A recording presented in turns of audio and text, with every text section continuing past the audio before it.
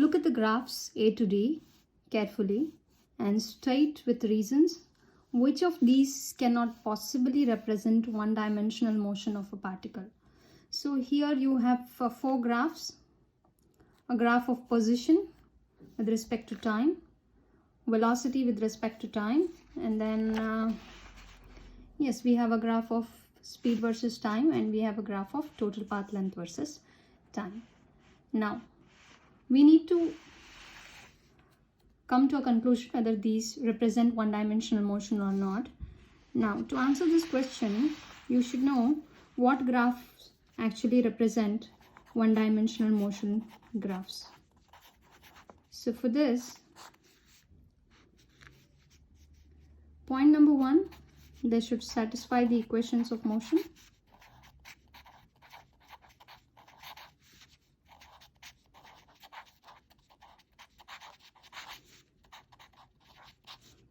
We know the equations of motion for a graph given. So point number 1, all of these graphs should represent or should satisfy the condition for the equations of motion. And point number 2, this should be possible in a real life situation. So the graph should represent, or it should be possible, or the graph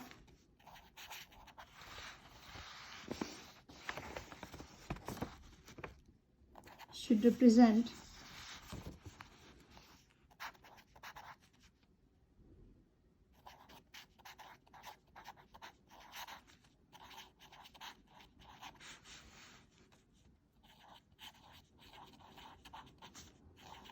a practical or a real life situation.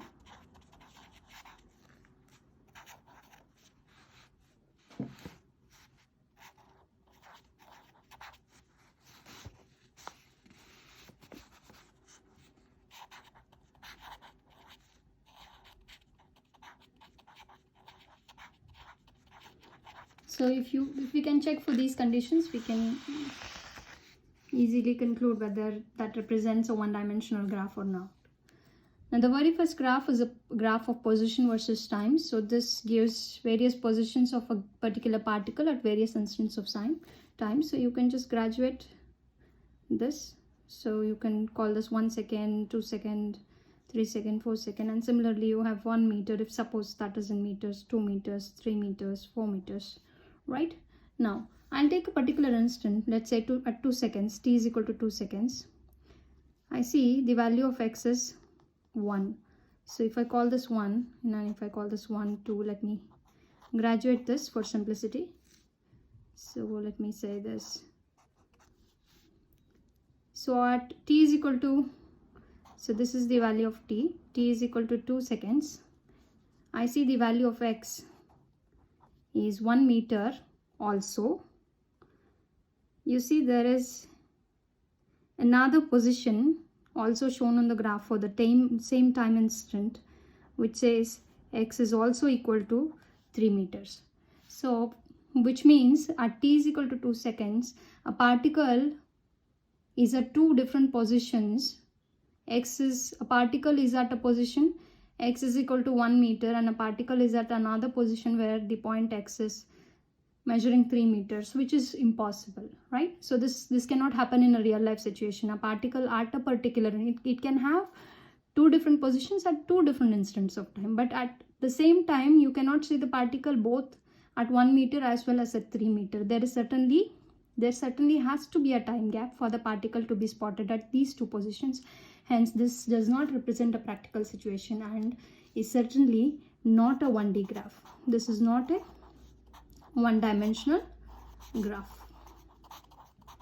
So A is not a one-dimensional graph. Similarly, now if I go and check with the second one, which is a graph of velocity versus time.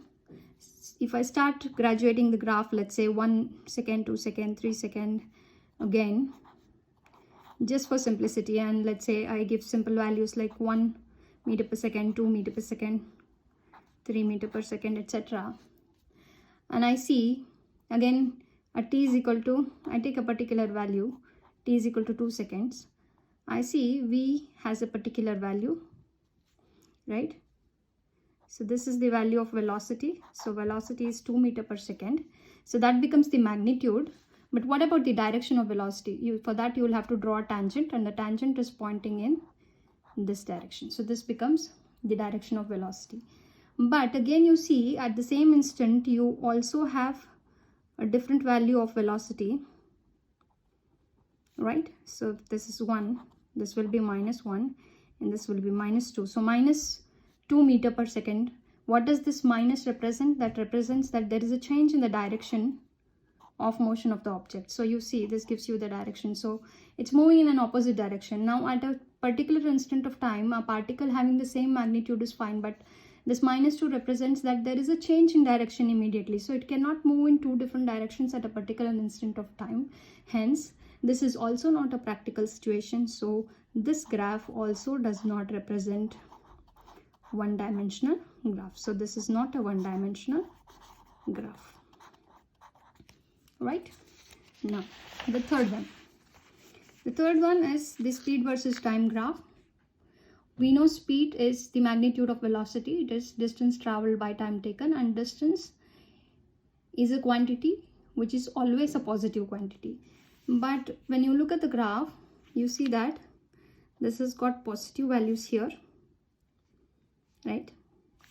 This has got negative values. So this will be +1, 2, and 3, whereas this will be -1, -2, and then even here this is 1, 2, 3. So you see it has got negative values of speed, right?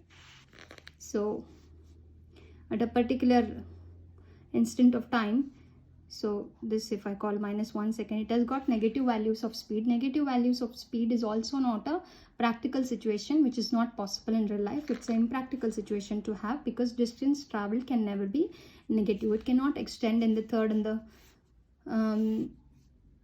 it cannot extend in the second and the third quadrant. Therefore, this is also not a one-dimensional graph, not 1D graph. Now let's look at the last one, which is the total path length with respect to time.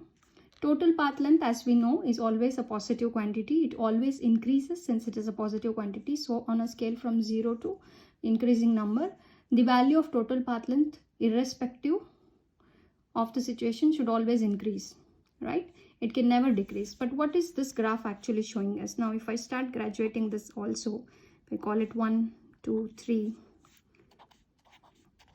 right, and I call this is 1 second, 2 second, 3 second, 4 second, 5 and 6 and 7 and 8. So at different instants of time, you can see that the value of at 3 seconds, the total path length is almost 3 meters, and then at 4 seconds, the total path length gradually starts decreasing and it becomes almost 1.5. Now, so 3 and 1.5. So you see there is a gradual decrease in path length, which is impossible in a practical life situation.